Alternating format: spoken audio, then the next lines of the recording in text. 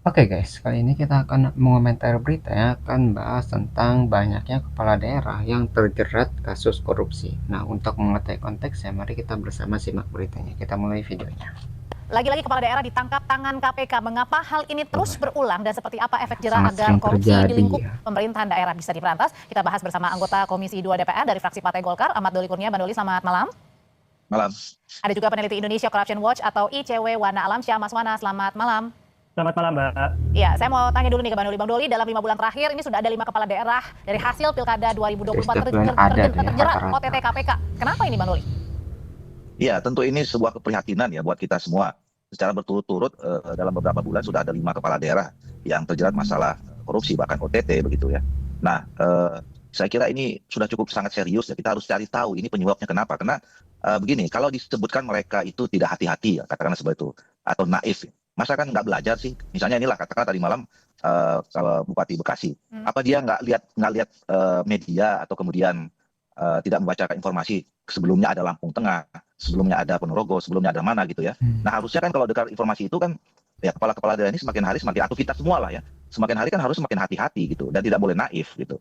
Nah jadi rasanya kalau dibilang mereka tidak hati-hati, masa sih senaif itu gitu. Nah yang kedua saya kira juga memang apakah memang lingkungan kerja, lingkungan birokrasi Dari yang memang sistemnya tuh ya. membuat mereka itu punya peluang, punya kesempatan gitu ya untuk bisa Iya. melakukan pelanggaran hukum itu. Jadi Nah, benar-benar kadang orang tuh kan baik nih awalnya, cuma karena ada kesempatan. Nah, kesempatan itulah yang mungkin dimanfaatkan oleh orang-orang tadi gitu. Yang awalnya baik akhirnya melakukan tindak pidana korupsi gitu. Ya kayak misalnya pencuri lah, misalnya ngeliat ada rumah kebuka yang awalnya nggak niat mencuri, tapi karena ngeliat ada kesempatan di sana akhirnya melakukan pencurian gitu. Mungkin tuh adalah hal yang sama yang terjadi oleh orang-orang yang awalnya baik tapi karena ngeliat kesempatan akhirnya melakukan tindak pidana korupsi. Ya, jadi ada kesempatan di sana dari sistemnya mungkin. ya, yang ketiga, upaya kita untuk terus mengingatkan pejabat-pejabat publik ini untuk tidak melanggar hukum itu kan sudah berkali-kali. Bahkan pemerintah sekarang itu melakukan retreat. Semua kepala daerah itu dikumpulkan ya. Dan saya kira pasti salah satu isu utamanya adalah, bahkan saya kira KPK juga memberikan menjadi narasumber pada saat di retreat itu, nggak boleh korupsi gitu, Oke. nggak boleh melakukan pelanggaran hukum. Nah, yang keempat, Berarti kan jadi yang jadi pertanyaan sini adalah misalnya udah dikumpulin nih, udah dikasih tahu jangan korupsi, jangan korupsi, jangan korupsi, tapi tetap melakukan korupsi. Berarti ada yang salah dalam metodenya sehingga orang tuh terus melakukan korupsi. Misalnya mungkin harus ditingkatkan nih hukumannya sehingga hukumannya itu melebihi keinginan untuk melakukan korupsi. Kalau misalnya saya korupsi jadinya miskin, jadinya rugi, buat apa saya korupsi? Gitu misalnya jadi dari perampasan aset gitu, itu disahkan akhirnya orang-orang yang korupsi itu tidak bisa mengambil keuntungan. Mungkin itu bisa diterapkan hukumannya sehingga orang tuh akan berpikir, oh kalau misalnya saya korupsi nggak ada untungnya kalau ketahuan gitu, kalau misalnya udah ketahuan saya bakal miskin gitu, akan susah hidupnya ya. Jadi ada apa ya, hukuman yang pas gitu sehingga korupsi ini tidak dilakukan oleh generasi berikutnya ya, yang sekarang ataupun yang berikutnya. nah ini saya tidak tahu. KPK mungkin apa namanya ya juga perlu bekerja sama berpikir ya supaya ya apa namanya upaya pencegahannya juga harus lebih maksimal ya dibandingkan Preventifnya dengan itu ya. misalnya Oke. hanya sekedar menangkap kemudian meng-OTT dan segala macam. Itu kan saya kira harus berpikir kita tentang pengawasan atau itunya gitu. Oke. Tapi Ya, kalau jadi kayak kalau kita udah nangkepin nih, ya kalau nangkepin kan berarti itu udah jadi penyakit gitu. Nah, cara menyembuhkannya bukan kita nambah orang untuk nangkepin, tapi bagaimana caranya untuk mencegah hal itu untuk tidak terjadi. Jadi bagaimana preventifnya sehingga tidak ada yang korupsi lagi gitu. Kalau misalnya udah nggak ada yang korupsi, nggak bakal ada yang ditangkap lagi karena semuanya bersih gitu kan. Jadi lebih baik mengobati lebih baik mencegah daripada mengobati. Ya. baru 1 tahun menjabat, bahkan sebelum-sebelumnya bupati-bupati yang ditangkap ini belum 1 tahun menjabat nih. Pertanyaannya, kenapa bisa terjerat OTT KPK? Mana Tahun. hal yang paling memicu seorang kepala daerah bisa melakukan korupsi, padahal baru mengemban jabatan, Mas Wana? Ya, makasih banyak, Mbak. Dalam analisis yang dilakukan oleh ICW, satu hal sebenarnya yang menjadi penting kita lihat adalah tentu kontestasi pemilu ini membutuhkan sumber daya yang sangat besar. Nah, itu Sumber daya yang sangat besar jadi dalam konteks balik ekonomi modal. ini tentu didapatkan dari sejumlah pihak. Untuk membalikan dana tersebut dengan kondisi pendapatan yang sebenarnya tidak seimbang, maka potensi korupsi menjadi salah satu ladang yang atau menjadi salah Balik satu hal yang modal tuh ya. tidak dapat dipungkiri terjadi. Misalkan dalam konteks tersebut, ICW mencatat di Pilkada tahun 2024 lalu, kami melakukan penelusuran, paling tidak ada sedikitnya 138 kandidat yang terkait dengan kasus korupsi, dan itu tersebar ya, mulai dari gubernur, mulai dari tingkat provinsi, kabupaten, dan wali kota. Jadi di Dan berbagai sumber-sumber tingkat tuh ya. dana yang berpotensi untuk dikorupsi lagi-lagi adalah dari pengadaan barang dan jasa, yang mana anggarannya itu sangat besar, 40-50% dana yang dikelola begitu, yang mana kemudian ketika hal tersebut itu tidak dapat diantisipasi, maka potensi kebocorannya itu akan sangat besar. Jadi paling tidak dua hal yang mau saya simpulkan. Pertama adalah tadi karena ada biaya politik yang sangat besar begitu, sehingga menimbulkan kepala daerah ini mencari sumber-sumber lain. Salah satunya adalah Dan dari ingin dibalikan secepat mungkin gitu maksudnya Mas Wana. Benar. Itu yang menjadi permasalahan yang hingga saat ini masih terjadi di Indonesia, dan rasanya adalah apa yang dilakukan oleh KPK untuk melakukan OTT, rasanya ini tidak kami sangat mengapresiasi apa yang dilakukan oleh KPK dalam melakukan OTT, tapi bukan dalam kerangka sekali tembak begitu ya, bukan dalam kerangka pembakaran. Ketika ada proses OTT yang dilakukan oleh KPK, rasanya bukan hanya sebatas penindakannya saja, tapi juga perlu untuk memberikan menyediakan upaya pencegahan. Oke, Perubahan sebelum sampai ke upaya pencegahan, soal tadi biaya politik yang mahal, Bang Doli, kalau begitu artinya tidak kemudian mau ada retret pun ibaratnya nih ya sia-sia saja begitu, karena tadi biaya politik yang terlalu mahal sehingga ingin mengembalikan secepat mungkin biaya politik itu, makanya kepala daerah melakukan segala cara termasuk korupsi. Iya, itu dia. Iya, memang kan sekarang sudah menjadi isu ya, isu utama bahwa setiap event-event politik yang ada di Indonesia berkaitan misalnya khusus dengan pemilihan umum ya, itu memang berbiaya tinggi. Nah, biaya tinggi itu bukan hanya soal penyelenggaraannya saja, tapi itu bukan isu lah ya. Tapi adalah biaya-biaya lain yang tadi itu, biaya-biaya siluman yang pada akhirnya menjerat mungkin para calon-calon kepala daerah itu membuat dirinya menjadi susah sendiri. Nah, kalau yang tidak terpilih itu mungkin ya mereka ya stres atau bagaimana gitu ya. Nah, yang terpilih mungkin ada jalan juga untuk mengembalikan gitu. Nah, tapi ya ini kan baru beberapa bulan ya mereka itu terpilih ya, dari Februari 2025 gitu. Nah, artinya apakah secepat itukah ya, upaya untuk mengembalikan itu, katakan begitulah. Nah, oleh karena itu saya kira ya kita kan juga sedang mengkaji mendalam nih, supaya apakah sistem pemilihan kepala daerah itu perlu kita pertimbangkan tidak lagi seperti yang sekarang ya, banyak alternatifnya gitu. Yang penting gini, yang penting mau bagaimanapun nanti ya, apakah tetap langsung atau kemudian kembali ke DPRD ya, yang isunya bisa jadi sama-sama mahal sebetulnya. Nah, itu yang harus kita perbaiki gitu, supaya tidak mahal mau gimana pun pemilihannya. Oke, tapi kalau gitu pertanyaannya apakah juga ini bukan merupakan juga bentuk tanggung jawab dari partai politik begitu untuk menjaring kader-kader yang baik, dan juga itu tadi biaya politiknya tidak terlalu tinggi tapi juga dapat menghasilkan kepala daerah yang berkualitas juga dan tidak terjerat dalam kasus-kasus seperti ini contohnya. Usai jeda Bapak-bapak tetap bersama kami di Sapa Indonesia Malam. Mas Wana, dengan tadi kurang dari 1 tahun sejak dilantik ada 5 setidaknya kepala daerah yang terjaring kasus korupsi. Pertanyaannya apakah ini juga bisa disebut bahwa kegagalan partai politik untuk menjaring calon-calon kepala daerah yang berkualitas, yang kemudian juga tidak ada pemerasan, tidak ada bermain proyek ketika sudah dilantik? Itu menjadi salah satu faktor tentunya yang saya lihat. Tapi kemudian yang penting juga untuk kita perhatikan adalah bagaimana kemudian ketika di dalam proses pemilu perlu adanya transparansi dan akuntabilitas di dalam konteks menyampaikan laporan dana kampanye begitu. Karena dari sini kita sebagai masyarakat begitu dapat melihat siapa saja penyumbang dana begitu. Dan ketika masyarakat mengetahui siapa saja penyumbang dana terhadap salah satu paslon begitu, ini yang dapat memantik pengawasan yang lebih ketat terhadap para pihak begitu. Ketika ini tidak dibuka secara publik atau bahkan misalkan dimanipulasi begitu atau ditutup-tutupi informasinya, maka wilayah publik untuk melakukan pengawasan ini jadi terhambat begitu. Bagi saya bukan hanya pada aspek tadi biaya politik mahal, tapi juga ada persoalan mendasar fundamental begitu berkaitan dengan bagaimana para paslon ini tidak menyampaikan secara terbuka. Termasuk tadi kata Bang Doli bilang karena ada dugaan dana-dana siluman begitu yang kemudian tidak dimasukkan, jadi tidak transparan. Ya benar, itu salah satunya begitu. Jadi ketika kita bicara tentang pemilu, maka yang penting untuk dilihat adalah pertama siapa yang menyumbang begitu, apa relasi penyumbang ini dengan si paslon ketika nantinya si paslon ini menjabat atau menduduki sebagai pejabat publik. Karena pasti akan ada korelasi positif begitu. Ketika penyumbang misalkan perusahaan memberikan sejumlah dana, tentu tidak ada makan siang yang gratis.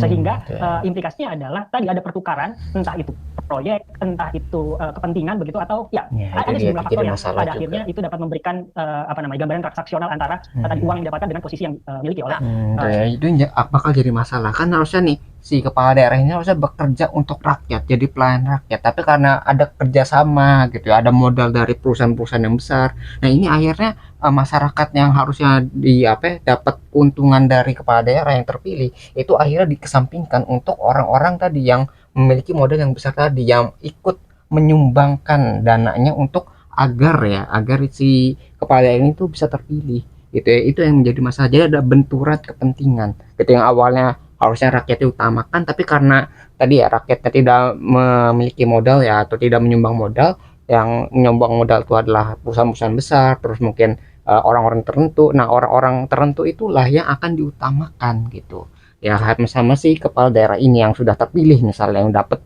atau enggak duduk di jabatan tertentu itu menjadi masalah. Jadi ada benturan kepentingan juga di sini. Tentang dana siluman, sebenarnya kalau yang sejauh ini Bang Doli tahu, ini dana siluman ini seperti apa sih biasanya cara kerjanya gini? Enggak, kan yang saya katakan tadi dengan dana siluman itu misalnya bagian dari biaya politik yang tinggi. Ya katakanlah kalau dalam pemilu saya sering menyebutnya ada praktek-praktek moral hazard pemilu ya. Seperti misalnya vote buying, political transactional, money politics gitu kan. Nah itu kan sebetulnya biaya-biaya politik lain yang kadang-kadang lebih mahal dibandingkan dengan biaya penyelenggaraannya gitu. Nah itu sebetulnya yang mungkin dalam tanda petik tadi menjerat katakanlah ya para calon kepala daerah itu untuk bisa meraih posisi kepala daerah. Nah ini yang menurut saya juga ke depan harus kita perbaiki ya. Sekarang kan wacananya Jadi misalnya masalah juga kalau misalnya dia nggak kepilih stres kan, udah nggak keluarin modal banyak, tapi kalau dia kepilih dia terjerat sama tadi yang udah ngasih modal gitu, jadi kayak terikat juga. Jadi yang kepala daerah itu kayak apa ya, dia tuh terjebak kalau nggak kepilih, dia jadi masalah gara-gara nggak dapet jabatan. Tapi kalau misalnya dia duduk di jabatan tersebut, mereka harus mengutamakan orang-orang yang sudah memodali dirinya gitu ya. Jadi mereka tuh kejebak, jadi harus balik modal nih kalau udah dapat jabatan gitu ya. Jadi ya menghalalkan segala cara seperti korupsi ini, karena korupsi itu udah sampai miliaran gitu kan. Dia kalau udah miliaran ya setidaknya dia udah bisa balikin modal sama untuk memperkaya dirinya gitu ya. Jadi itu adalah berapa kemungkinan gitu ya ketika si kepala daerah itu terpilih gitu kan. kepala daerah, apakah kemudian tetap dilaksanakan secara langsung seperti ini melibatkan rakyat atau kembali ke DPRD gitu ya. Nah dan kemudian juga ada orang yang mengatakan kalau bicara tentang biaya politik tinggi ya bisa juga jadi terjadi di mana saja gitu. Nah makanya Meskipun sekarang belum kita tentu harus ada fokus. jaminan ya ketika tertutup ya, Bang. Nah makanya itu tadi orang katakan kalaupun dimanapun sebetulnya model pemilihannya apakah di rakyat atau DPRD, ada yang mengatakan sebetulnya biayanya juga belum tentu tidak tinggi. Nah ini yang menurut saya sekarang salah satu yang harus kita cari, mau dimanapun dia, apakah nanti tetap langsung di rakyat maupun kembali ke DPRD, isu soal bagaimana menekan atau meniadakan biaya politik ini harus kita cari caranya sedemikian rupa bagaimana. Yang memang di dalam undang-undang yang sekarang yang saya amati ya, baik Undang-Undang 7 2017, Undang-Undang 10 2016, kita memang belum atau masih sangat minim bicara tentang soal pencegahan itu gitu. Oke, Mas Wana kembali lagi ke soal profilnya Bupati Bekasi Ade ini. Dalam laporan LHKPN, Bupati Ade menyatakan bahwa tidak mempunyai utang. Kemudian juga ini merupakan bupati termuda dalam sejarah Kabupaten Bekasi. Jadi ini sangat disayangkan sekali ya, karena kan kita tentu berharap ada yang muda-muda, kemudian yang bersih gitu, tapi malah sebaliknya gitu. Ya, pertama bicara tentang LHKPN, tentunya kita juga tidak dapat menitik beratkan profil seseorang pejabat publik begitu hanya dari LHKPN-nya saja, karena lagi-lagi LHKPN hanyalah dokumen informatif begitu yang dokumen normatif begitu yang itu pun juga tidak dilakukan pengecekan oleh KPK begitu, sehingga ketika ada salah satu orang pejabat publik yang tidak memiliki hutang begitu, bukan berarti bahwa sosoknya itu bersih. Itu yang pertama. Kemudian yang kedua, di dalam konteks orang muda ini lagi-lagi yang sangat disayangkan, karena pada titik tertentu kita masih berharap bahwa orang muda dapat memberikan gitu warna begitu di dalam kontestasi pemilu atau di dalam isu demokratisasi. Tapi kemudian yang menjadi perkara adalah ketika orang muda ini itu juga tidak memiliki integritas, sehingga ketika mereka masuk di dalam kolam yang kotor begitu, pada akhirnya mereka pun juga akan kotor. Sehingga memang yang juga penting untuk dipastikan adalah menjaga integritas orang muda ini ketika menyebur ke kolam yang kotor tadi begitu.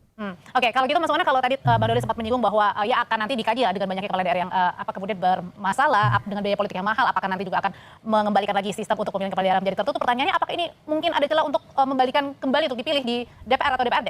Atau menurut Anda biarkan saja karena yang penting ya sistemnya berjalan? Tentu yang tadi disampaikan oleh Bang Doli bagi saya adalah mencoba untuk mencari jalan pintas, karena lagi-lagi sistem perpolitikan di Indonesia itu sangat rumit begitu ya, sangat kompleks, sehingga yang penting untuk dijawab adalah bukan dengan cara mengembalikan mandat kepala daerah atau presiden itu ke tangan legislatif gitu, tapi tetap dilekatkan ke di rakyat. Yang menjadi persoalan adalah kita selalu atau sering mendengar bahwa ketika ada proses pemilihan itu ada politik politik uang yang dilakukan dan lain sebagainya, dan kemudian ketika ada politik uang yang terjadi, secara mekanisme hukumnya pun juga tidak memiliki aturan yang kuat begitu. Dari sini rasanya kami melihat bahwa ada normalisasi yang sedang dilakukan oleh negara agar praktik ini tetap terus terjadi, sehingga normalisasi seperti apa ini? Ya, maksudnya ketika ada proses politik uang yang terjadi itu tidak ada mekanisme yang konkret atau mekanisme efek jerah yang diberikan kepada para pihak atau kandidat begitu, sehingga ini menimbulkan efek domino ketika orang melihat bahwa oke, ternyata si A, si B, si C ini dapat melakukan politik uang tanpa adanya sanksi tegas yang diberikan, maka seluruh orang dapat melakukan itu. Jadi bagi kami jadi masalah kalau misalnya politik uang terus dilakukan, terus dikerjakan, nanti kan wah ya generasi sebelumnya terus melakukan gitu, terus hukumannya nggak ada yang keras gitu kan, akhirnya terus dilakukan dan tidak berhenti. Nah itu yang membuat modal tuh makin besar, jadi orang tuh pengen balik modalin. Jadi harusnya ada peraturan, misalnya kalau ada politik uang seperti itu, jadi kandidat itu jadi gugur misalnya gitu, jadi udah didiskualifikasi. Nah itu kan akan menjadi hukuman yang keras bagi orang-orang yang ingin melakukan money politik. Ya mungkin itu salah satu hukuman lah supaya memberikan efek jerah juga bagi orang-orang yang ingin mencalonkan dirinya sebagai pemimpin ya. apa namanya terbuka, ini masih menjadi pilihan yang sangat objektif, yang karena lagi-lagi mandatnya itu adalah di tangan rakyat begitu. Oke, pun kalau ada pidana yang sudah terjadi, kalau kita lihat misalnya ya, kemudian kurungannya misalnya tidak sebanding dengan apa yang dilakukan Ya, gitu, jadi sebetulnya jangan-jangan itu hukumannya juga ya. tidak jerah gitu Bang Doli, malah makin merajalela dan berani. Lah, ya itu makanya, itu kan nanti ada dua hal ya. Satu soal proses politiknya, kemudian ada proses hukumnya. Nah, proses hukumnya juga nanti kita harus coba evaluasi ya. Apakah memang mereka ini ya seolah-olah menganggap tidak ada apa-apa kalau misalnya tertangkap misalnya ya, terjerat gitu. Diremehkan Atau jadinya. mungkin dapat informasi ya nanti paling hukumannya segini segala macam Sudah kira-kira dikalkulasi begitu gitu ya. ya. Nah, jangan-jangan begitu. Nah, ini juga nanti menjadi bahan evaluasi kita. Kita nggak boleh biarkan itu. Nah, makanya kalaupun ke depan saya kira sistem hukum kita juga harus berpikir adanya betul-betul efek jerah ya terhadap ini. Nah, tapi begini ya, kalau makin lama ya makin banyak, tadi 201 gitu. Mereka kan jadi memang biasa aja loh ketemu lagi sama teman-teman ini gitu kan. Jadi Iya, menjadi jadi sesuatu yang jadi bayangin di tahanan ketemu sama teman-teman lama gitu kan, bukannya ngasih efek wah jerah, stres atau apa, tapi bukan malah kayak dapat temen nih gitu, temen yang wah ini sama-sama korupsi juga gitu kan. Jadi kayak bukannya dapat efek jerah tadi, tapi malah ngumpul bareng sama teman-teman lama gitu kan, sama-sama teman yang korupsi gitu. Ya, jadi kena hukum itu menjadi sesuatu yang ya biasa jadi dan diremehkan. tidak ada apa-apa juga kalau nggak ada masalah juga gitu. Oke, Ini yang dan nggak menjadi ada problem malu menurut berarti saya. gitu ya Bang Doli. Iya, nggak Jangan-jangan. ada, Banyak kan. hukumannya kurang Oke. kurang Berjamaah sekali. gitu sama-sama gitu.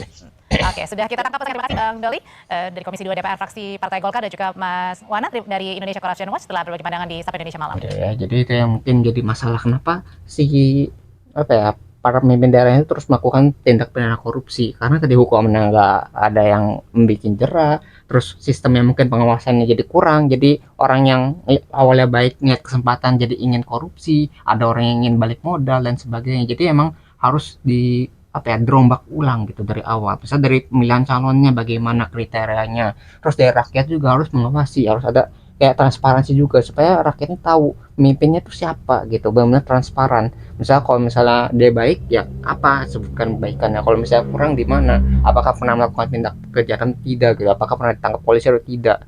Jadi biar benar rakyat tahu siapa pemimpinnya, dan pemimpinnya itu benar-benar orang yang dipilih oleh rakyat, bukan yang tadi ya dengan money politik, bukan yang pakai relasi dan sebagainya. Jadi benar-benar yang kompeten gitu, yang benar-benar merit, punya kemampuan untuk memimpin, sehingga rakyatnya nanti bisa diarahkan jadi rakyat yang luar biasa baik gitu ya. Jadi pemimpinnya baik, rakyatnya baik, semuanya menjadi baik gitu. Jadi dari sistem juga harus diperbaiki. Jadi nggak cuma dari rakyat sama pemimpinnya, tapi dari sistemnya, dari ketika dia ngumpul di air yang kotor tadi kan, jadi ikut-ikutan kotor gitu. Apalagi di generasi muda sekarang yang harusnya membawa perubahan tapi malah ikutan korupsi, ya itu akan menjadi orang jadi nggak percaya, yang tua ya korupsi, yang lamanya gitu kan, generasi lamanya, generasi barunya juga yang korupsi juga gitu. Jadi masalah di sekarang, jadi ada krisis kepercayaan dari rakyatnya ke pemerintahannya gitu, jadi kepala daerahnya lah gitu.